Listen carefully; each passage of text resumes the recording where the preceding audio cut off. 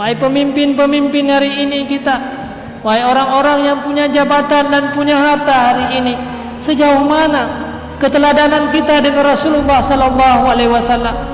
Bukankah kehebatan yang kita miliki ini hanya karena Rasulullah? Tapi adakah hati kita tergerak dan gemetar mengingat sejarah daripada Rasulullah sallallahu alaihi wasallam? Tapi hari ini sedikit pun kita tidak mencintai Rasulullah, hati kita tidak terbuka.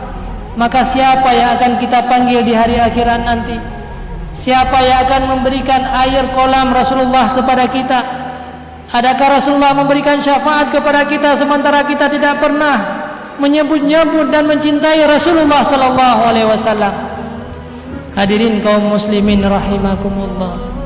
Maka pada uronyo bandung-bandung gedanya, marilah menghidupkan kembali sunnah. Karena jabatan dan harta yang gedanya miliki uronyo sama sekali tidak ada arti. Melagi musibah berosa yang gedanya alami umi dan ayah-ayah Bandung, kita akan kembali kepada nol kemiskinan yang kita miliki. Maka siapapun, apapun jabatan tanya uronyo, bah gedanya uronyo je ke pemimpin, maka hidupkanlah sunnah Rasulullah. Ataupun gedanya uronyo kan pemimpin, kanlah orang-orang yang hebat dalam kalangan masyarakat, silahkan. Maka boleh jadi katanya bisa menjadi pemimpin, bisa menjadi orang hebat, bisa katanya menjadi orang-orang yang punya harta atau menjadi orang miskin, silahkan. Tapi yang penting kita dekat dengan Rasulullah, mencintai Rasulullah, menghidupkan sunnah daripada Rasulullah sallallahu alaihi wasallam. Karena kesuksesan seseorang bukan karena jabatan umi dan ayah, kan karena jabatan lentuan pegang. Karena apa? Punya jabatan lebih tinggi jabatan Fir'aun di atas permukaan bumi ini. Dunia mereka kuasai. Manusia yang dilahirkan oleh ibu di masa Fir'aun mandum bercita-cita untuk menjadi seorang Fir'aun. Manusia yang lahir di masa Fir'aun mandum galak melihat Fir'aun itu orang-orang sukses. Akan tetapi apa yang terjadi saudara kaum muslimin? Hari ini adakah orang yang ingin menjadi dia seorang Fir'aun? Pada watayan mandum anak yang dilahirkan oleh ibunya bercita-cita untuk menjadi seorang Fir'aun.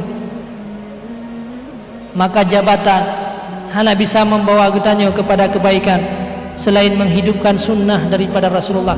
Kan kesuksesan getanya karena jabatan. Begitu juga harta.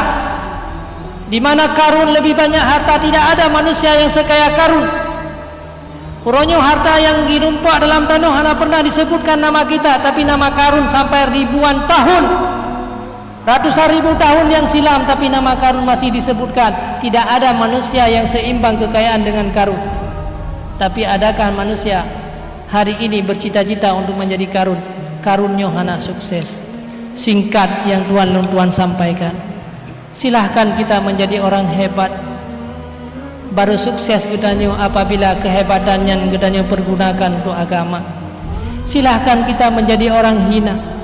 Silahkan gedanya menjadi pemimpin. Silahkan gedanya menjadi wakil pemimpin. Silahkan gedanya menjadi rakyat.